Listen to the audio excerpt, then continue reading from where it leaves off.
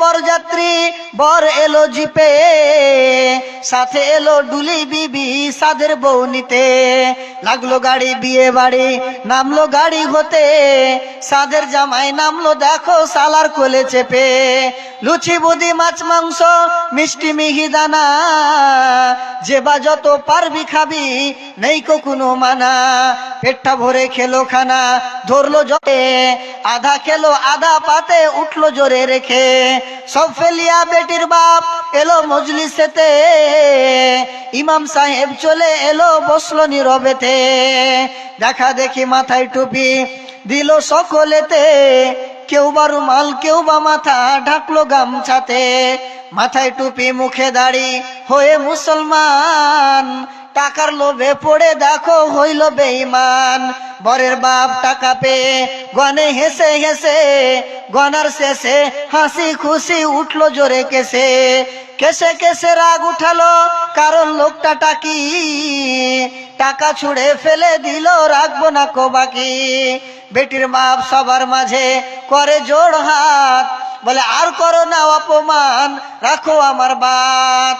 8 বাংলার ভিতরেতে 20,000 টাকা পরিশোধ করে দেব আমি, আর দিও না ব্যথা। বলছে আর কত কষ্ট দিবে? 8 দিন পরে, 8 বাংলা মানে মেয়েটার বিয়ে হওয়ার 8 দিন পরে টাকাটা শোধ করে দেব। এই জন্য বলছেন 8 বাংলার ভিতরেতে 20,000 টাকা পরিশোধ করে দেব আমি, আর দিও না ব্যথা। মানল না কো বেটার বাপ, রেখে পড়লো সবে, ফরিদা কিন্তু জানলা দিয়ে সব দৃশ্য দেখে। মেয়েটা জানলা দিয়ে দেখে নিয়েছে কি, আব্বা মোরে জন্ম দিয়ে এতই অপমান, আব্বা মোরে জন্ম দিয়ে এতই অপমান, নিজের চোখে দেখে বলে রাখবো না কো প্রাণ। বিষের বোতল হাতে নিয়ে খেলো কেঁদে কেঁদে, বিষের বোতল হাতে নিয়ে খেলো কেঁদে কেঁদে, গিলে নিল মরে গেল বিয়ের পোশাক পরে। সমাজ তুমি তৈরি থেকো এর জবাব দিতে, ধরবে যেদিন আল্লাহ তাআলা কিয়ামতের কোটে। লুচি বুদি মাছ মাংস আজকে খাবার দিন, বিষ খেয়ে মরলো কেন সমাজ জবাব দিন। আজ ফরিদার শ্বশুর বাড়ি সঙ্গে যাবে বোন, সমাজ তুমি জবাব দাও কেন খারাপ মন। লুচি বুদি মাছ মাংস আজকে খাবার দিন, বিষ খেয়ে মরলো কেন সমাজ জবাব দিন। এর জন্য কে বা দায়ী হবে বন্ধুগণ, চিন্তা করো ওহে সমাজ সময় স্বল্পক্ষণ। আচ্ছা মেয়েটা, তুমি একটা মহিলা, তোমার কতটা ক্ষমতা আছে, তুমি একটা মহিলা, তুমি কতটা সুন্দর, তোমার কতটা প্রেম আছে, কতটা ভালোবাসা আছে। তোমার যতটাই ভালোবাসা থাক, যতটাই শক্তি থাক, কিন্তু চাঁদের মতো তুমি কখনো হতে পারবে না। মহিলাটা বলছে এটা কথা নয়, সুন্দরের কথা বলছি। বলছে হ্যাঁ, চাঁদকে সারা পৃথিবীর মানুষেরা মামা বলে ডাকে, এই যে দেখো ভালোবাসা। চাঁদকে সারা পৃথিবীর মানুষেরা মহব্বত করে, এই যে দেখো ভালোবাসা। চাঁদ সারা পৃথিবীকে আলোকিত করে, এই যে দেখো ভালোবাসা। অতএব মেয়েটা, চাঁদের চাইতে তুমি কোনোদিন সুন্দর হতে পারবে না, অতএব চাঁদটা তোমার চাইতে বেশি সুন্দর। ফাইসালা করলো, চাঁদ তোমার চাইতে বেশি সুন্দর। রাজার স্ত্রীর 1 তালাক কিন্তু হয়ে গেল। ওই জায়গাতে ছিল একটা চাটকা পুটকা মৌলবি। মৌলবিদের তো বিচারে আমরা দাম দিই না, কিন্তু উনি ওই বিচারে ছিলেন। বিচারটা হলো মাগরিবের পরে। এবার বিচার ফাইসালা হয়ে যাওয়ার পরে এশার নামাজ হবে। তো যতই যেখানে যে নেতা মুকুরুক, নামাজের টাইমে আগে কে যাবে না? তো মৌলবি সাহেব। তো মৌলবি সাহেব গেছেন আগে। এবার মৌলবি সাহেব নামাজ পড়াচ্ছেন, আলহামদুলিল্লাহি রাব্বিল আলামিন আর রহমানির রহিম মালিক ইয়াউমিদ্দিন। এরকম ভাবে সূরা ফাতিহাটাকে খতম করার পরে একটা সূরা ধরেছেন যার নাম হলো তিন। তিনি বলছেন ওয়াত্তিনি ওয়াজ-জাইতুন ওয়া তুরি সিনিনা ওয়া হাযাল বালাদিল আমিন লাকাদ খালাকনাল কামারা ফি আহসানি তাকবীম। এবার একটু নাড়া দিবেন, আয়াতটাকে ঠিক বলেছে, লাকাদ খালাকনাল কামারা ফি আহসানি তাকবীম। ঠিক বলেছেন আয়াতটা? ঠিক বলেননি। তাহলে আয়াতটা কি হবে? লাকাদ খালাকনাল ইনসানা ফি আহসানি তাকওয়িম। এই দিক থেকে পিছন দিক থেকে মুরব্বীরা লোকমা দিচ্ছে, আবার ইমাম সাহেব ভুল পড়ছে, আবার লোকমা দিচ্ছে, আবার ভুল পড়ছে। এরকম 3 বার গত হয়ে যাওয়ার পরে চতুর্থবারের বেলা ইমাম সাহেব নিজেই আয়াতটাকে ঠিক করে কোন রকম নামাজটাকে শেষ করলেন। নামাজ শেষ করার পরে মুরব্বীরা রেগে গেছেন, বারবার করে তোমাকে ভুলটা ধরিয়ে দিচ্ছি, অথচ তুমি মানছো না। কেন এরকমটা কেন হলো? নামাজে এত কেন ভুল করছো? বলছে, তোমরা যদি আল্লাহর বিধানকে পাল্টে দিতে পারো, তোমরা যদি আল্লাহর হুকুমকে পাল্টে দিতে পারো, তোমরা যদি আয়াতের মর্মকে পাল্টে দিতে পারো, তাহলে আমি একটা আয়াতের শব্দকে চেঞ্জ করে দিলাম তো কি হলো? বলছে, কেমন কথা বলছো? বলছে, হ্যাঁ ঠিকই বলছি। এখানে আল্লাহ তাআলা বলছেন, লাকাদ খালাকনাল ইনসানা ফি আহসানি তাকওয়িম। আমি পৃথিবীতে, আমি এই দুনিয়াতে সব চাইতে সুন্দর করে যে মাখলুককে তৈরি করেছি সেটা হলো ইনসান। আর এই যে মহিলাটাকে দেখছো, এই মহিলাটা হলো একজন ইনসান। দুনিয়াতে আকাশ জমিন আসমানে যত কিছু আছে, দুনিয়াতে যত কিছু আছে, সব চাইতে আল্লাহ তাআলা যেই জাতিকে সুন্দর করেছেন সে হলো মানব জাতি। আর তোমরা একটু আগে ফয়সালা করলে যে চাঁদ বেশি সুন্দর আর রাজার স্ত্রীকে তালাক দিলে। ও ভাই, জানছো আয়াতের উল্টা করেছো, কোরআনের উল্টা করেছো। অতএব তোমাদের জন্য আমি মনে জেনে আয়াতটাকে ভুল পড়ছিলাম। অতএব রাজার স্ত্রী চাঁদের চাইতে বেশি সুন্দর, রাজার স্ত্রী চাঁদের চাইতে বেশি সুন্দর, চাঁদ রাজার স্ত্রী চাইতে সুন্দর নয়। সুবহানাল্লাহ। তো আমি এত বড় একটা ঘটনা শোনালাম, এর একটাই কারণ, সেটা হলো আল্লাহ তাআলা আমাদেরকে সব চাইতে সুন্দর চেহারা দিয়ে আর সব চাইতে ভালো ঢাঁচ দিয়ে আল্লাহ তাআলা আমাদেরকে তৈরি করেছেন। তো সেই আমরা তার বান্দা, আমরা কেন তার প্রশংসাতে পিছিয়ে থাকবো? আবার বলি আলহামদুলিল্লাহ। অতঃপর দরুদ ও শান্তি ধারা বর্ষিত হোক প্রিয় নবী সাল্লাল্লাহু আলাইহি ওয়াসাল্লামের উপর। আল্লাহুম্মা সাল্লি আলাইহি ওয়া আল্লাহুম্মা বারিক আলাইহি। বা'দাল হামদি ওয়াস সালাহ। আজকে আমরা কথা বলবো ইসলাম, ঈমান এবং ইহসানকে নিয়ে। একটা লম্বা হাদিস আপনাদেরকে শোনাবো। যে কয়টা মানুষ এখানে আছেন সবাই শুনবেন। আমার শব্দ যদি ভুল না হয় তাহলে আপনাকে বলি, এই জালসাগুলোতে 4 ধরনের মানুষ আছে।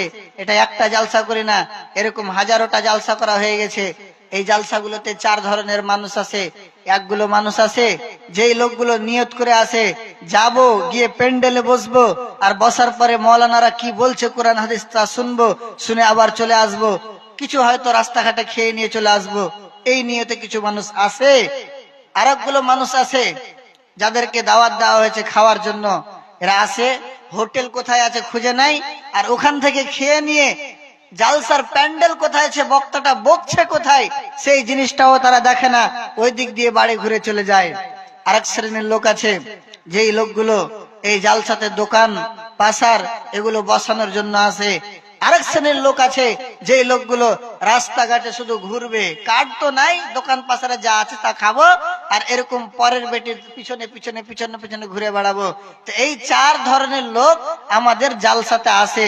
আল্লাহ তাআলা মাফ করবেন না, 3 ধরনের লোককে একবারে কাল কিয়ামতের দিন ঠেকাবে। সবটিকে আল্লাহ তাআলা দেখবেন। আমরা যারা বসে আছি আমাদের উপরে ফারিস্তারা শান্তি বর্ষণ করছেন, আমাদের জন্য ফারিস্তারা দোয়া করছেন, ফারিস্তারা আমাদেরকে ঘিরে নিয়ে আছেন, আমরা ফারিস্তাদের আন্ডারে আছি। অতএব আমাদের অনেক গুরুত্ব রয়েছে। আপনি এটা মনে করতে পাই না আমি হোটেলে খেতে পেলাম না তো আমি দুর্ভাগ্য, যে না, আপনার ভাগ্যটা সবচাইতে ভালো। অতএব যারা রাস্তায় ঘুরছেন তাদের উদ্দেশ্যে বলছি, এরকম ওয়াজ মাহফিলকে ছেড়ে দিয়ে রাস্তায় ঘোরা আপনার জন্য শোভনীয় নয়। কাজে আপনার কানে যদি কথা যায় তাহলে আপনি অবশ্যই এই প্যান্ডেলে এসে বসবেন। তো যেটা বলছিলাম সেটা হলো একটা লম্বা হাদিস আজকে আপনাদের শোনাবো, এই নিয়ত নিয়ে এসেছি। হযরত উমর রাদিয়াল্লাহু তাআলা আনহু বলছেন যে আমরা একদা রাসূল করিম সাল্লাল্লাহু আলাইহি ওয়াসাল্লামের নিকটে বসেছিলাম। তো বসে থাকতে থাকতে ইজতালা আলাইনা রাজুলুন শাদীদু বায়াদিস সিয়াবে ওয়া শাদীদু সাওয়াদিস শারে। হঠাৎ করে একজন মানুষ এলেন যার পরনে ছিল সাদা কাপড় এবং যার চুলগুলো খুবই কালো ছিল এবং খুবই ভালো ছিল। চুলগুলো সুন্দর হয়ে আছে আর পরনে সাদা কাপড় আছে। তো এই লোকটা কি করলেন? ইজতালা আলাইনা শাদীদু বায়াদিস সিয়াব ওয়া শাদীদু সাওয়াদিস শারে লা ইউরা আলাইহি আসারুস সাফার। হযরত ওমর বলছেন, এই লোকটা যে এলো, এই লোকটার মধ্যে সফরের কোনো চিহ্ন দেখা যায় না, সফরের কোনো চিহ্ন পাওয়া যায় না। ওয়ালা ইয়ারিফুহু মিন্না আহাদুন, এবং আমাদের মধ্যে এই লোকটাকে কেউ চিনে না। ওমর বলছেন যে এই লোকটা যে এলো, সফরের কোনো চিহ্ন নাই। একটা মানুষ যদি দূর থেকে আসে তাহলে তার চুলগুলো ওবড়া খোবড়া হয়ে থাকবে, তার পাঞ্জাবিতে তার কাপড়ে কোনো দাগ ভরে থাকবে। কিন্তু আশ্চর্য ধরনের কথা হলো এই লোকটাকে আমরা কেউ চিনি না এলাকার মানুষ, কিন্তু এই লোকটা এমন ভাবে এলো মনে হচ্ছে এখান থেকে এলো, এমন সেজে গুজে আছে। বলছে লা ইউরা আলাইহি আহাদুন লা ইউরা আলাইহি আসারুস সাফার ওয়ালা ইয়ারিফু মিন্না আহাদুন, আমাদের মধ্যে এই লোকটাকে কেউ চিনে না। উমর বলছেন হাত্তা জালাসা ইলা নবী সাল্লাল্লাহু আলাইহি সাল্লাম, এই লোকটা নবী করিম সাল্লাল্লাহু আলাইহি সাল্লামের নিকটে এসে বসলেন। কেমন ভাবে? ফাসনাদা রুকবাতাইহি ইলা রুকবাতাই ওয়া ওয়াজা কাফাইহি আলা ফাখিসাই।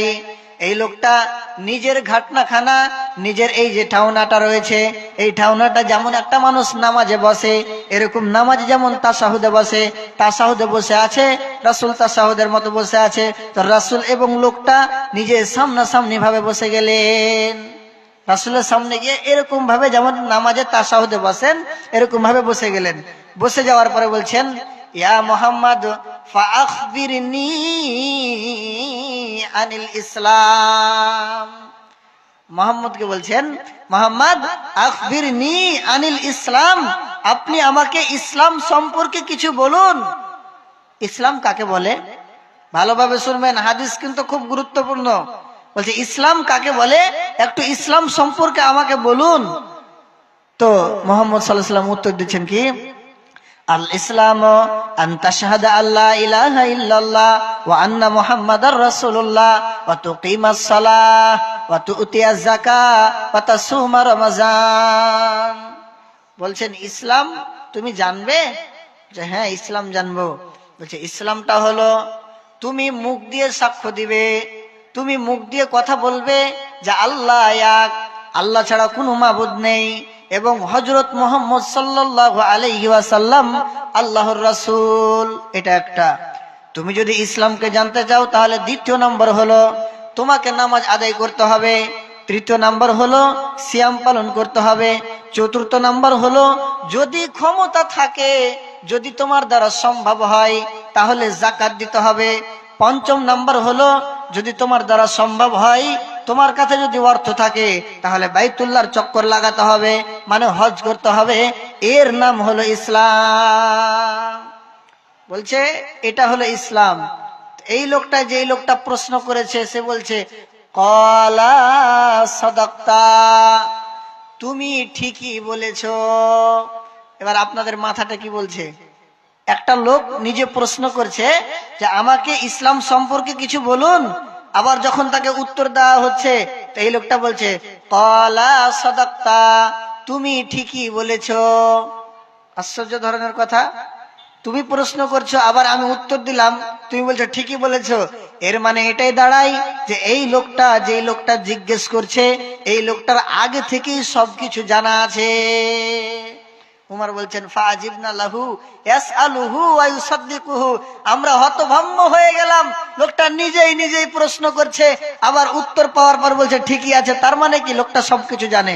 তারপরের প্রশ্ন করছে কি, ফাখবিরনি আনিল ঈমান, এ মুহাম্মদ আপনি আমাকে ঈমান সম্পর্কে কিছু বলুন। তখন মুহাম্মদ বলছেন আল ঈমানু আন তুমিনা বিল্লাহি ওয়া মালাইকাতিহি ওয়া কুতুবিহি ওয়া রাসূলিহি ওয়াল ইয়াউমিল আখির ওয়া তুমিনা বিল কদরি খাইরিহি ওয়া শাররিহি। আপনাকে হাদিস শোনাচ্ছি, এই লোকটা বলছে ঈমান সম্পর্কে বলুন। ইসলাম তো বুঝে নিলাম, তো বলছে ঈমান তুমি জানবে। ঈমানটা হলো কি, আল্লাহকে বিশ্বাস করতে হবে, আল্লাহর ফেরেশতাদের বিশ্বাস করতে হবে, পৃথিবীতে যত আসমানি কিতাব এসেছে এই কিতাবগুলোকে বিশ্বাস করতে হবে। যত নবী এসেছেন নবীকে বিশ্বাস করতে হবে, ইয়াউমে আখিরাতকে বিশ্বাস করতে হবে। আর তাকদীরের ভাগ্যর একটা ভালো আর একটা মন্দ বলে কথা আছে।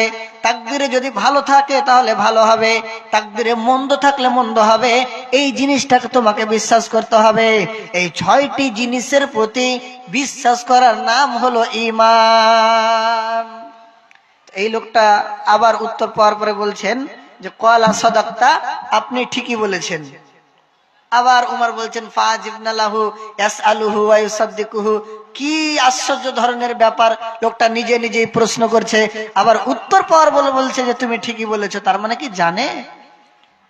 এবার আপনার কাছে কথা হলো, একটা ইসলাম আমাকে শিক্ষা দিলেন আর একটা ঈমান শিক্ষা দিলেন, তো ইসলাম আর ঈমানের মধ্যে পার্থক্যটা আমরা কি বুঝতে পারলাম?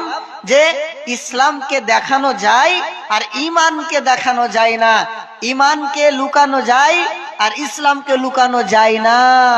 কথাটা ভালোভাবে রাখেন। কেউ যদি নামাজ পড়ে তাহলে ওই লোকটাকে দেখতে পাবে মানুষেরা যে এই লোকটা একজন নামাজি। কেউ যদি সিয়াম পালন করে তাহলে ওই লোকটাকে মানুষরা দেখতে পাবে যে এই লোকটা সিয়াম পালনকারী। কেউ যদি যাকাত দেয় তাহলে ওই লোকটার কথা মানুষরা জানতে পারবে যে এই লোকটা যাকাত আদায় করেছে। কেউ যদি হজ করে তাহলে ওই লোকটার কথা মানুষরা জানতে পারবে যে এই লোকটা হজ করেছে। অতএব ইসলামকে জীবনে কোনোদিন কোনো মানুষ লুকাতে পারবে না। ইসলামটা হলো প্রকাশ্য। আর ঈমান এমনই একটা জিনিস, আপনি আল্লাহকে বিশ্বাস করছেন না করেন না, এটা আপনার ভাইও বলতে পারবে না, এটা আপনার সন্তানও বলতে পারবে না, এটা আপনার মাও বলতে পারবে না, এটা আপনার বাপও বলতে পারবে না, আপনার কোনো আত্মীয় স্বজন বলতে পারবে না। ঈমান এমনই একটা জিনিসের জিনিস, ঈমানের নাম হলো বিশ্বাস। আপনি কার উপরে বিশ্বাস করছেন আর কার উপরে বিশ্বাস করেন না এটা আপনি জানেন আর আপনার আল্লাহ জানে। এজন্য ঈমান কোনোদিন দেখা যায় না, ঈমান কোনো মানুষ কাউকে দেখাতে পারবে না। আপনি যতই বলেন আমি ঈমানদার, কেউ দেখতে পাবে না যে আপনি ঈমানদার। তবে হ্যাঁ, মানুষের কিছু কিছু আমল প্রমাণ করে দেয় যে লোকটার মধ্যে ঈমান আছে। মানুষের কিছু কিছু খাসলত, মানুষের কিছু কিছু ব্যবহার প্রমাণ করবে যে লোকটার মধ্যে ঈমান আছে। কিন্তু বন্ধুরে, প্রকৃত পক্ষে আসলে ঈমান কোনোদিন কোনো মানুষ দেখতে পায় না, আর কোনোদিন কখনো কোনো মানুষ কারো ঈমানের যাচাই করতে পারবে না। তো ঈমানকে লুকানো সম্ভব আর ইসলামকে লুকানো সম্ভব নয়। ইসলামটা হলো প্রকাশ্য। এবার প্রশ্ন হলো, আমরা যদি ইসলাম আনি, কোনো বেধর্ম যদি ইসলাম গ্রহণ করে, ভালোভাবে মশলাগুলো জেনে নেন, কোনো বেধর্মী যদি ইসলাম গ্রহণ করে তাহলে সেই লোকটাকে সঙ্গে সঙ্গে ঈমানদার হয়ে যায়? জি না, ঈমানদার হয় না। রাসূলের যুগে একটা দল রাসূলকে এসে বলছেন, আল্লাহ রাসূল, ক্বালাতিল আরাবু আমান্না, আরবীরা বলছে যে আল্লাহ রাসূল আমরা ঈমান এনেছি। রাসূল অবাক, ভাইরা পরশুদিন তোমরা আমার কাছে ইসলাম গ্রহণ করলে আর আজকে এসে বলছো আমান্না, আমরা ঈমান এনেছি। তোমরা আসলে ঈমান আনোনি, তোমরা মুখ দিয়ে উচ্চারণ করো কুলু আসলাম না, আমরা ইসলাম এনেছি, আমরা এখনো ঈমান আনিনি। মানে একটা মানুষ ইসলামের মধ্যে আসলেই ঈমানদার হবে না, একটা মানুষ ইসলামের মধ্যে আসলেই ঈমানদার হবে না, একটা মানুষ ইসলামের মধ্যে আসলেই ঈমানদার হবে না। ঈমানদার হতে হলে এই 6টি জিনিসের প্রতি বিশ্বাস করতে হবে। এক, আল্লাহকে বিশ্বাস করতে হবে যে আল্লাহ তাআলা আছেন, আল্লাহ তাআলা আমাকে দেখছেন প্রত্যেকটা জায়গাতে।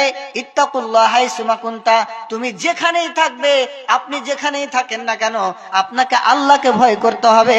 এটার নাম হলো ঈমান। তারপরে পৃথিবীতে আল্লাহর লক্ষ লক্ষ কোটি কোটি ফারিস্তা আছে, আপনার কাছেও মুনকার না, আপনার কাছেও কি বলে কিরামান কাতিবিন আছে। এই কথাটাকে বিশ্বাস করতে হবে। যদি এই কথাটাকে বিশ্বাস করেন তাহলে এটার নাম হলো ঈমান। কখন আপনি বুঝবেন যে আমার বিশ্বাসটা আছে? যখন আপনি কোনো গুনাহ করতে যাবেন আর হঠাৎ করে মনে পড়বে এখানে ভাই বসে আছে, সব কিছু লিখছে, ভাই আমার আছে সবকিছু লিখছেন কিরামান কাতিবিন, তখন আপনার মনে মনে ভাববেন যে হ্যাঁ, আমার মধ্যে হয়তো ঈমান আছে, আমি এর জন্য এই নোংরা কাজটা করতে পারলাম না।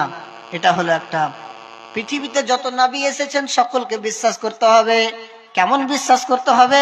নবীরা যেরকম কথা বলে গিয়েছেন, যেরকম কাজ করে গিয়েছেন, যেরকম কাজ করতে বলেছেন, তাদের সমস্ত কাজগুলোকে, তাদের সমস্ত ধারণগুলোকে আপনাকে পুঙ্খানুপুঙ্খভাবে মানতে হবে।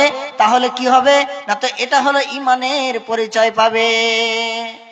যত আসমানি কিতাব আছে সবগুলোকে বিশ্বাস করতে হবে। বিশেষ করে চারটাকে তো বিশ্বাস করেন। কেমন? তাওরাত, ইনজিল, জাবুর, কোরআন। আপনি কোরআনের প্রতি বিশ্বাস রাখেন, কতটা আপনার ঈমান বাড়বে নিজেই বুঝতে পারবেন। কোরআনে জেনা করা হারাম, যদি আপনার বিশ্বাস থাকে জেনার কাছে যাবেন না। কোরআনে সুদ খাওয়া হারাম, যদি আপনার বিশ্বাস থাকে সুদের কাছে যাবেন না। কোরআনে কারো মালকে অন্যায় ভাবে ভক্ষণ করা আর হারাম, যদি আপনার ঈমান থাকে কোরআনের উপরে, তাহলে আপনি কখনো কারো মাল অন্যায় ভাবে ভক্ষণ করবেন না। তাহলে এটা হলো ঈমানদারের পরিচয়। আর তাকদীর, কিয়ামতকে বিশ্বাস করতে হবে। আপনি যা যা করছেন সব কিছু একদিন হিসাব দিতে হবে। যখনই কোনো খারাপ কাজে যাবেন, না রে ভাই করব না, করব না, আজকে আসি কালকে না চলে যাব ওই দুনিয়াতে, তখন তো আমাকে হিসাব লাগবে। তো এইভাবে বিশ্বাস করতে হবে। আর তাকদীর, আপনার কপালে যা আছে সেটা হবে, আল্লাহ তাআলা করবেন এবং আল্লাহ তাআলা আমাকে বাঁচাবেন, আল্লাহ মারবেন, এই জিনিসগুলোকে বিশ্বাস করতে হবে। তো একটা ইসলাম, একটা ঈমান, এই দুটাই আপনার আসল জীবন বিধান। এই দুটা যদি আপনার মধ্যে না থাকে তাহলে আপনার জীবন বেকার, আপনার জীবন বেকার, আপনার জীবন বেকার। পৃথিবীতে যত কিছু আছে সবকিছু আপনার শেষ হয়ে যাবে, সবকিছু ধোঁকা হয়ে যাবে, কিন্তু আপনার ঈমান আপনার সঙ্গে যাবে। অতএব আপনার ইসলাম আপনার সঙ্গে যাবে। অতএব সকলের কাছে অনুরোধ করি, আপনি ইসলামকে একটুও ভুলবেন না এবং ইসলামের একটুও দূরে যাবেন না। এই জন্য কবি বলেছেন কি, আমার কৃষক ভাই, শ্রমিক ভাই, একটি কথা বইলা যায়, জেনে রেখো ইসলাম ছাড়া শান্তি কোথাও নাই। আমার কৃষক ভাই, শ্রমিক ভাই, একটি কথা বইলা যায়, জেনে রেখো ইসলাম ছাড়া শান্তি কোথাও নাই। সুখের মালিক আল্লাহ তাআলা, অন্য কেহ নয়। আমার কৃষক ভাই, শ্রমিক ভাই, একটি কথা বইলা যায়, জেনে রেখো ইসলাম ছাড়া শান্তি কোথাও নাই। দেখলাম কত নেত্রী নেতা মিঠা মিঠা বলল কথা, দেখলাম কত নেত্রী নেতা মিঠা মিঠা বলল কথা, নিজের কাজে ব্যস্ত তারা, তোমায় দেখার সময় নাই। নিজের কাজে ব্যস্ত তারা, তোমায় দেখার সময় নাই। আমার কৃষক ভাই, শ্রমিক ভাই, একটি কথা বইলা যায়, জেনে রেখো ইসলাম ছাড়া শান্তি কোথাও নাই। আমার কৃষক ভাই, শ্রমিক ভাই, একটি কথা বইলা যায়, জেনে রেখো ইসলাম ছাড়া শান্তি কোথাও নাই। আর পড়ো না ধোকার জালে, খড় মিলে না ঘরের চালে। আর পড়ো না ধোকার জালে, খড় মিলে না ঘরের চালে। মোদের পেটে আগুন জ্বলে, মোদের পেটে আগুন জ্বলে, নেতার পোলাও পচে যায়। আমার কৃষক ভাই, শ্রমিক ভাই, একটি কথা বইলা যায়, জেনে রেখো ইসলাম ছাড়া শান্তি কোথাও নাই। জেনে রেখো ইসলাম ছাড়া শান্তি কোথাও নাই। নারে তাকবীর। তো ইসলামই এমন একটা জিনিস যেখানে আপনার শান্তি আছে, এছাড়া কোনো জায়গাতে শান্তি নাই। আপনি আপনার নেতার পিছনে যতই ঘোরেন কোনো শান্তি পাবেন না, 2 বছর পরে আপনার পর হয়ে যাবে। আপনি আপনার ভাইয়ের কাছে শান্তি পাবেন না, আপনি কোনো জায়গাতে শান্তি পাবেন না। আল্লাহ আপনার আপন, আল্লাহ আপনার সব। অতএব আল্লাহকে আপন বানান, ইসলাম ধর্মকে আপন বানান, দেখবেন সব কিছু ঠিক হয়ে যাবে। তো যেটা বলছিলাম, এই হলো ঈমান আর এটা হলো ইসলাম। এরপরে এই ব্যক্তি তৃতীয় প্রশ্ন করছে, মুহাম্মদ সাল্লাল্লাহু আলাইহি সাল্লামকে কি বলছেন, ফাখবিরনি আনিল ইহসান। ওগো মুহাম্মদ, আপনি আমাকে ইহসান সম্পর্কে কিছু বলুন। ইহসান কাকে বলে? বলছে ইহসান হলো কি, যে আনতা আবুদাল্লাহ কান্নাকা তারা ফাইল্লাম তাকুন তারা ফাইন্নাহু ইয়ারা। রাসূল সাল্লাল্লাহু আলাইহি সাল্লাম বলছেন, ইহসান হলো এমন একটা জিনিস যে তুমি আল্লাহর ইবাদত এমন ভাবে করবে, মনে করবে যে আল্লাহকে তুমি দেখছো। যদি এটা সম্ভব না হয় তাহলে তুমি নিজের ব্রেনে এটা রাখবে যে আল্লাহ তোমাকে দেখছে, এটার নাম হলো ইহসান। আর এভাবেই প্রত্যেকটা মানুষকে পৃথিবীতে আমল ইবাদত করতে হবে, চলাফেরা করতে হবে যে আল্লাহকে আমি দেখছি না তো আল্লাহ আমাকে দেখছেন, এটার নাম হলো ইহসান। তো এই জিনিসটাকে বিশ্বাস করতে হবে। আর তারপরে এই লোকটা প্রশ্ন করছে কি, মোহাম্মদ আপনি আমাকে কিয়ামত সম্পর্কে খবর দিতে পারবেন? তখন মোহাম্মদ সাল্লাল্লাহু আলাইহি সাল্লাম বলছেন, জি, কিয়ামত সম্পর্কে জানতে চান? তাহলে আমার থেকে যিনি প্রশ্ন করছেন এবং তার প্রভু সব চাইতে বেশি ভালো জানেন। তারপর বলছেন যে তুমি তো কিয়ামত সম্পর্কে বললে না, তবে তার কিছু আলামত গুলো বলো। ফাখবিরনি আন আমারাতিহা, তার কিছু আমানত গুলো বলো। তো বলছে আমানত গুলো শুনবে, আপনার একটু শুনেন। কিয়ামতের আলামত গুলো বলছেন, আনতালিদাল আমাতু রাব্বাতাহা ওয়া আনতারাল হুফাতাল উরাতাল আলাত রিয়াশাই ইয়াতাতাওয়ালুনা ফিল বুনিয়ান। ভাইজান, কিয়ামতের আলামত রাসূল ব্যক্ত করছেন কি, এই শোনো, কিয়ামতের আলামত হলো যারা পৃথিবীতে অসহায় ছিল, যাদের পরনে কাপড় জুটতো না, যাদের পায়ে চাপ্পল জুটতো না, স্যান্ডেল জুটতো না, যাদের বাড়িতে একদিক দিয়ে কুকুর ঢুকতো আরেক দিক দিয়ে বেরিয়ে যেত, যারা এক টাইম খেতে পেত আরেক টাইম খেতে পেত না, এই সমস্ত লোকগুলোকে দেখবে, এই সমস্ত লোকগুলো মানুষগুলোকে দেখবে, এরা বড় বড় বিল্ডিং তৈরি করবে, এরা বড় বড় বিল্ডিং খাড়ো করবে। শুধু তাই নয়, এরা পড়োশির সাথে প্রতিযোগিতা করবে, তোর 2 তলা আছে আমি 3 তলা করব, তোর 5 তলা আছে আমি 10 তলা করব, তোর 10 বিঘা জমি আছে 12 বিঘা করব। এরা এরকম ভাবে প্রতিযোগিতা করবে। কোন মানুষগুলো? তো যেই মানুষগুলো সমাজে হীন তুচ্ছ, যাদেরকে মনে করা হতো, যাদের পরনে কাপড় থাকতো না, যাদের পরনে চাপ্পল থাকতো না, তো এরকম মানুষগুলো এত ধনী হয়ে যাবে। এটা হলো কিয়ামতের আলামত। বলছে হ্যাঁ, এটা আলামত। তারপরে ওই লোকটা বলছেন ঠিক আছে। তারপরে লোকটা চলে গেলেন। চলে যাওয়ার পরে রাসূল বলছেন, জিবরাইল, না উমারকে বলছেন, উমার আতাদরি মানিস সাইল, তুমি কি এই প্রশ্নকারীকে চিনতে পারলে? যে লোকটা এতক্ষণ পর্যন্ত আমাকে প্রশ্নের উপরে প্রশ্ন করে যাচ্ছিল, এই লোকটাকে তুমি চিনতে পারলে? বলছে না, আল্লাহু ওয়া রাসূলুহু আলাম, আল্লাহ এবং তার রাসূল ভালো জানেন। বলছে লোকটা হলো ফাইন্নাহু জিবরিল আতাকুম ইউআল্লিমাকুম দীনাকুম, এটা হলো জিবরিল। এই জিবরিল তোমাদেরকে তোমাদের দ্বীন, তোমাদের ধর্ম শিখাতে এসেছিল, অতএব এটা হলো জিবরিল। জিবরাইল আলাইহিস সালাম মুহাম্মদকে সম্পূর্ণভাবে বলে গেলেন যে আপনি যেই যেই কথাগুলো বললেন এগুলো ঠিক, যে একটা মানুষ গরিব অসহায় থেকে হঠাৎ করে ধনী হয়ে যাবে, এটা হলো কিয়ামতের বড় লক্ষণ, কিয়ামতের আলামত। তাহলে আমরা ওই অত্র হাদিসটা থেকে অনেকগুলো মাসলা মাসাইল বুঝতে পারলাম। অতএব আপনাদের কাছে বিনীত আমার যে অনুরোধ, এই কথাগুলোর উপরে আপনারা আমল করবেন। দ্বিতীয় নম্বর কথা হলো, এটা একটা মাদ্রাসা, মাদ্রাসার উন্নতি কল্পে জালসা। আপনারা জানেন দ্বীনের কাজে যদি কেউ সহযোগিতা করে তাহলে আল্লাহ তাআলা কাউকে বৃথা করেন না এবং কারো দানকে কমিয়ে দেন না, কারো সম্পদকে কমিয়ে দেন না। কেউ উঠবেন না। আমি এটা দেখছি, যখনই দানের কথা বলা হয় মানুষরা উঠতে আরম্ভ করে, উঠবেন না।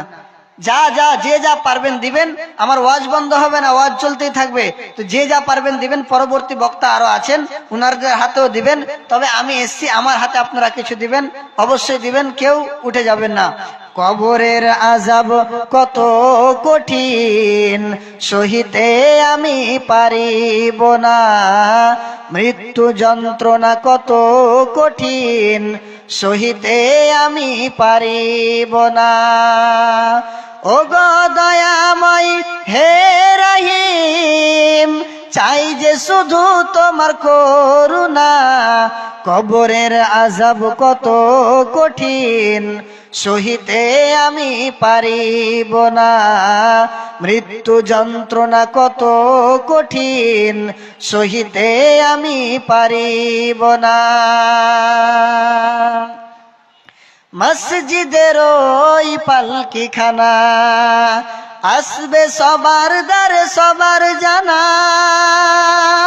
ভোরের পাতায় আর গরম পানির শেষ গোসল দিবে সব জানা, গোসল শেষে সাদা কাফনে চির বিদায় দেবে মনা, কবরের আযাব কত কঠিন সহিতে আমি পারিব না, মৃত্যু যন্ত্রণা কত কঠিন সহিতে আমি পারিব না,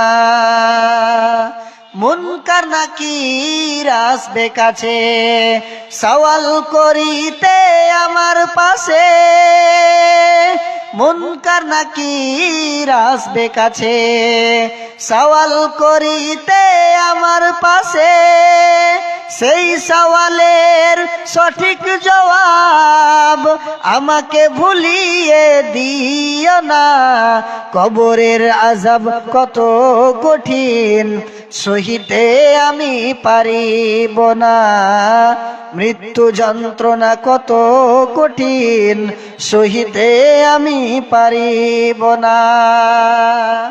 ও গো দয়াময় হে রহিম, চাই যে শুধু তোমার করুণা, কবরের আযাব কত কঠিন সহিতে আমি পারিব না, মৃত্যু যন্ত্রণা কত কঠিন সহিতে আমি পারিব না। আল্লাহ একজন ভাই আমার 100 টাকা দান করেছে, যে উদ্দেশ্যে যে নিয়তে করিয়াছে দান, উদ্দেশ্য পূরণ করো পাক সুবহান। আমিন ও আমিন খোদা, আমিন ও আমিন, মোদের দুয়া কবুল করো রব্বুল আলামিন। ট্রেন বাসে অঘোরা হয়ে অ্যাক্সিডেন্ট হয়, এ বিপদ হতে কিন্তু বাঁচা বড় দায়, এ বিপদ হতে আল্লাহ বাঁচাইয়া নিবে, ইহকাল পরকাল সুখেতে রাখিবে। আমিন ও আমিন খোদা, আমিন ও আমিন, মোদের দুয়া কবুল করো রব্বুল আলামিন। আল্লাহুম্মা সাল্লি আলাইহি, আল্লাহুম্মা বারিক আলাইহি। তো ভাইজান, যেটা বলছিলাম, এই দান আপনার কোনোদিন বৃথা যাবে না। রাসূল কারীম বলছেন তাওয়ানু আলাল বির, আল্লাহ তাআলা বলছেন তাওয়ানু আলাল বিররি ওয়াত তাকওয়া ওয়ালা তাআওয়ানু আলাল ইসমি ওয়াল উদওয়ান। যখন তোমরা কোনো একটা তাকওয়ার কাজ দেখবে, নেকের কাজ দেখবে, ভালো কাজ দেখবে, তখন তোমরা যত তাড়াতাড়ি সম্ভব, যত তাড়াতাড়ি পারো সেখানে সহযোগিতা করো, যা কিছু পারবে সেটাই সহযোগিতা করে দিবে। এটা আল্লাহ তাআলার কথা, আল্লাহ তাআলার কথা, এটা আদেশ, এটা আদেশ যে যেটা পারবে তুমি সহযোগিতা করো, করতে হবে। আল্লাহর আদেশকে যদি আমি অমান্য করি তাহলে আমার কি হতে পারে একটু শুনেন। আল্লাহ তাআলা যেই দিন আদম আলাইহিস সালাতু ওয়াস সালামকে সৃষ্টি করলেন, সেই দিন বলছেন কি, ওয়াইজ কুল্লা লিল মালাইকাতি ইসজুদু লিআদামা ফাসাজাদু ইল্লা ইবলিস। নারে তাকবীর। একজন মাসি, তো উনি 500 টাকা দান করেছে। হে আল্লাহ, যে নিয়তে যে উদ্দেশ্যে করিয়াছে দান, উদ্দেশ্য পূরণ করো। আমিন ও আমিন খোদা, আমিন ও আমিন, মোদের দুয়া কবুল করো রব্বুল আলামিন। আমিন সুম্মা আমিন। আরো একজন ভাই আমার একটি কোরআন দান করেছে। হে আল্লাহ, যে উদ্দেশ্যে দান করেছে উদ্দেশ্যকে পূর্ণ করো, মনের আশা আকাঙ্ক্ষা। আমিন। তো যেটা বলছিলাম যে আলামিন আমাদেরকে কোনো দিন যদি আমরা দান করি তাহলে সেটাকে কমাবে না। এটা আমাদের আল্লাহ তাআলা আদেশ করেছেন যে তাকওয়া। যেদিন আদম আলাইহিস সালামকে সৃষ্টি করলেন, তাকে বললেন কি, একে সাজদা করো, আদমকে সাজদা করো। সবাই মিলে সাজদা করে দিল। এবার ইবলিসের যখন পালা এলো, ইবলিস বলছেন না, আমি সাজদা করতে পারবো না। কেন সাজদা করবে না? বলছে আল্লাহ খলাকতানি মিন নার ওয়া খলাকতাহু মিন তিন। আরো একজন ভাই আমার এখানেতে ছিল, 200 টাকা আল্লাহ খোদার রাহে দিল। এই দান আল্লাহ তুমি করো গো কবুল, মাফ করে দিও খোদা জীবনের ভুল। ট্রেন বাসে অঘোরা হয়ে অ্যাক্সিডেন্ট হয়, এ বিপদ হতে কিন্তু বাঁচা বড় দায়, এ বিপদ হতে আল্লাহ বাঁচাইয়া নিবে, ইহকাল পরকাল সুখেতে রাখিবে। আরো একজন ভাই আমার এখানেতে ছিল, 500 টাকা আল্লাহ তোমার রাখে দিল। এই দান আল্লাহ তুমি করো গো কবুল, মাফ করে দিও খোদা জীবনের ভুল। আমিন সুম্মা আমিন। তো বলছে পারবো না আল্লাহ। কেন?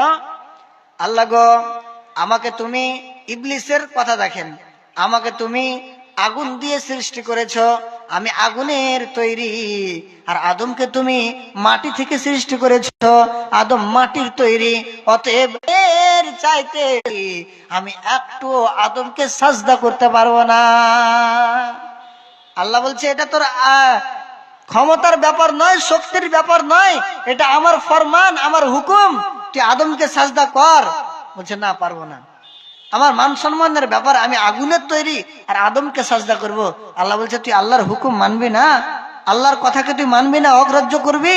বলছে হ্যাঁ, আমি মানতে পারলাম না এই কথাটা। আল্লাহ তাআলা আবা ওয়াস্তাকবারা ওয়া কানা মিনাল কাফিরিন, সঙ্গে সঙ্গে তাকে কাফের ঘোষণা করলেন যে এই হলো কাফের, এর সঙ্গে আর আমাদের কোনো সম্পর্ক নাই। তো আল্লাহর আদেশকে যদি আমরা অমান্য করি, যে আল্লাহ আমাদের স্পষ্ট বলেছেন যে তোমরা যদি নেকির কাজ দেখো সহযোগিতা করো, সেই আদেশকে যদি আমরা অমান্য করি, খোদা না খাস্তা আল্লাহ তাআলা কখন আমাদেরকে আসামি করে দিবেন, তা থেকে আমাদেরকে বেঁচে থাকতে হবে। এবার আল্লাহর যদি নিষেধকে আপনি অমান্য করেন তাহলে আসামি হয়ে যাবেন। আল্লাহ তাআলা তার পরের আয়াতে বলেছেন কি, ওয়ালা তাআওয়ানু আলাল ইসমি ওয়াল উদওয়ান, খবরদার কোনো গুনার কাজে সহযোগিতা করবে না, করলে কি হবে না, তো আসামি হবে। কেন? আল্লাহর নিষেধকে যদি কেউ অগ্রাহ্য করে না মানে, তাহলে সেই লোকটাও আল্লাহর কাছে আসামি। কেমন? যেদিন আল্লাহ তাআলা আদমকে আর হাওয়াকে ওই জায়গাতে রেখে দিলেন জান্নাতে, আর বলে দিলেন লা তাকরাবা হাযিহি শাজারাতা, এই গাছটার নিচে কখনো যাবে না, আর ওই গাছটার ফল খাবে না। তো আদম আর হাওয়া আল্লাহর নিষেধটাকে মানলো না, শয়তানের চক্রান্তে পড়ে গাছের তল চলে গেল, গাছের ফল খেয়ে নিল। যেমনই গাছের তল যাওয়া আর গাছের ফল খাওয়া, তাদের গা থেকে জান্নাতি পোশাক খুলে পড়ে গেল, আর সঙ্গে সঙ্গে আল্লাহ রাব্বুল আলামিন তাদেরকে দুনিয়াতে পাঠিয়ে দিলেন। তা আসামি হলো কি হলো না? তখন থেকে আদম আলাইহিস সালাম বলছেন রব্বানা যালামনা আনফুসানা, আল্লাহ জুলুম করেছি, একটাই ভুল, গাছের তল যাবে না, গাছের ফল খাবে না, কিন্তু খেয়ে নিয়েছিল। তো আল্লাহর যদি কেউ নিষেধকে অমান্য করে, তাহলে সেই লোকটাও আল্লাহর কাছে আসামি হয়। তো আল্লাহ তাআলা আমাদের যেন আসামি না করে দেন, এই জন্য আমরা যখনই দিনের কাজ দেখব তখন সহযোগিতা করব। মাদ্রাসা একটা দিনের কাজ। আল্লাহ রাসূল সাল্লাল্লাহু আলাইহি ওয়াসাল্লাম বলেছেন যে মানুষ আদমের সন্তানরা মারা যাবে, কিন্তু 3টি আমল এমন আছে মারা যাওয়ার পরেও তাদের ওই 3টি আমল দ্বারা নেকি তারা কবরে পেতেই থাকবে নাকি। 1 নম্বর হলো সাদকাতুন জারিয়াতুন, সাদকায়ে জারিয়া। মাদ্রাসায় যদি কোনো জিনিস দেন তাহলে সেটা সাদকায়ে জারিয়া হবে। যেমন আপনি মাদ্রাসায় 1000 টাকা দিলেন, সেই টাকাতে একটা পাংখা কিনলো, ছেলেরা সেই পাংখার তলে বসে বসে কোরআন পড়ছে, মৌলভী সাহেব হাদিস পড়াচ্ছেন, তো এটা হলো সাদকায়ে জারিয়া। মাদ্রাসায় টাকা দিলেন 2000 টাকা, আপনার টাকাতে সিমেন্ট কেনা হলো, ওই সিমেন্টে একটা ঘর তৈরি করা হলো, কিংবা মসজিদের কাজে লাগানো হলো, সেটা হলো সাদকায়ে জারিয়া। এই সাদকায়ে জারিয়া যদি আপনি করে যেতে পারেন, কসম আল্লাহর বলছি, আপনি কবরে শুয়ে শুয়ে নেকি পাবেন। এটা একটা।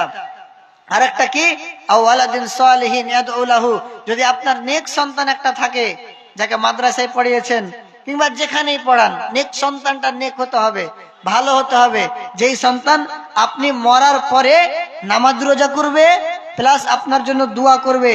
তো এরকম সন্তান যদি আপনি দুনিয়াতে রেখে যেতে পারেন, তাহলে কবরে শুয়ে শুয়ে আপনার নেকি হবে। আর একটা কে, আও ইলমিন ইনতাফাউ বি, যদি কোনো মানুষ কাউকে শিক্ষা দেয় আর শিক্ষা দিয়ে মারা যায়, তাহলে যেই মানুষটা শিক্ষা অর্জন করলো তার কাছে, সে যতজনকে শিক্ষা দিবে আর যত ভালো কাজ করবে, তার দরুন সেই লোকটা কবরে শুয়ে শুয়ে নেকি পাবে। উদাহরণস্বরূপ মৌলানা আমাকে কিছু শিক্ষা দিলেন, আর আমি তার শিক্ষা পেয়ে পাড়ায় পাড়ায় আরো কোনো জায়গাতে মানুষকে শিক্ষা দিচ্ছি, কিংবা আমি এরকম ওয়াজ করে বেড়াচ্ছি, তো মৌলানা যখন মারা যাবেন তখন মৌলানা কবরে শুয়ে শুয়ে নেকি পাবেন। তো আপনারাও এরকম চান যে আমার ছেলেটা আলেম হোক আর হয়ে মানুষকে শিক্ষা দিক, আমিও তা আমার ছেলের জন্য কবরে শুয়ে শুয়ে নেকি পাবো। তা আলেম তৈরি করবেন, তো যেই জায়গাটাতে আলেম তৈরি হয় সেই জায়গাটাকে বানাতে হবে, সেই জায়গাটার খিদমত করতে হবে, সেই জায়গাটার দিকে দেখতে হবে, আর আলেমের খিদমত করতে হবে। কোনোদিন কোনো আলেমকে কষ্ট দিবেন না ভাই, আপনাকে এটা দিমাগে রাখতে হবে। কোনোদিন কখনো কোনো আলেমকে কষ্ট দিবেন না, আলেমের সম্মান করবেন। যেই জায়গাটাতে আলেম পয়দা হয়, আলেম তৈরি হয়, সেই জায়গাটার সম্মান করবেন, সেই জায়গাটাকে একবারে যত পারবেন প্রাণপণে সহযোগিতা করবেন। অতএব আপনাদের কাছে বেশি আশা করব না, 500 করে মাত্র 5টা মানুষ আসেন, 500 করে কেউ ভাই চলে যাবেন না। 500 করে চেয়েছি, আমি খুব বড় ডিমান্ড করিনি, 500 করে, পরবর্তী বক্তা আসবে আদায় করবে, তো 500 করে দিয়ে যাবেন, মাত্র 5টা মানুষ।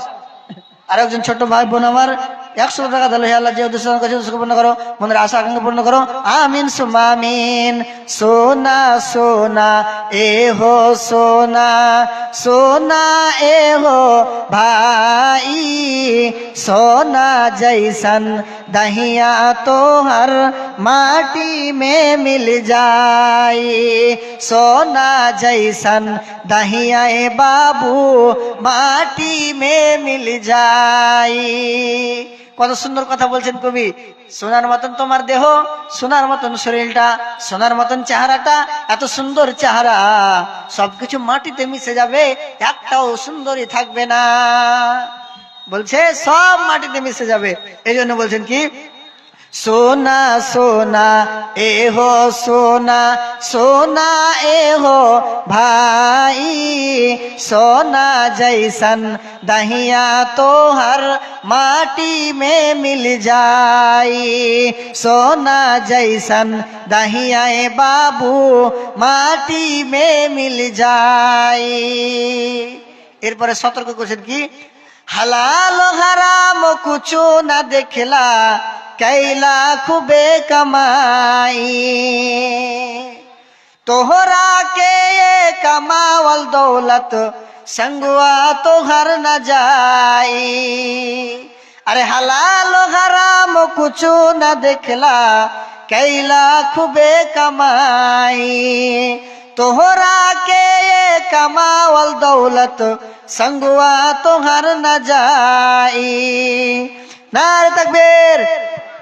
5 জন মানুষ চেয়েছিলাম, তার মধ্যে একজন পেয়ে নিয়েছি। 500 করে 5 জন মানুষ, আর 4 জন মানুষ।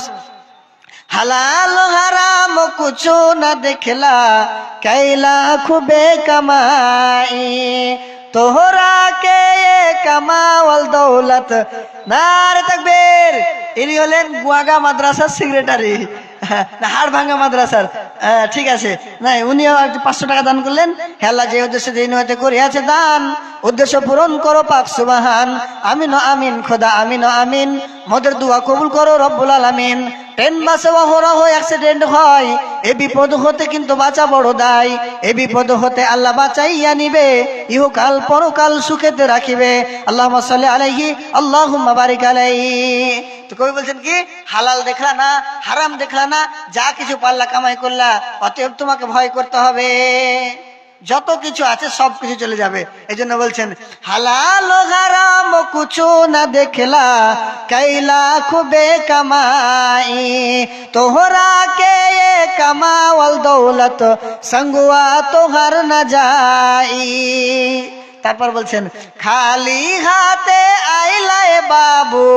আমরা সবাই তো খালি হাতে এসেছি, কেউ তো একটা কাপড় নিয়ে আসেনি।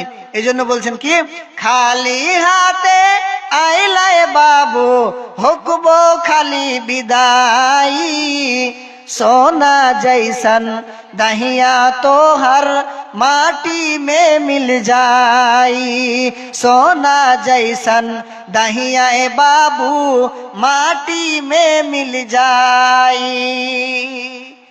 बाबूजी रही हलमतारी रोई, लोर बहाइल उगाई, के हो के रोला से कुछ ना होई।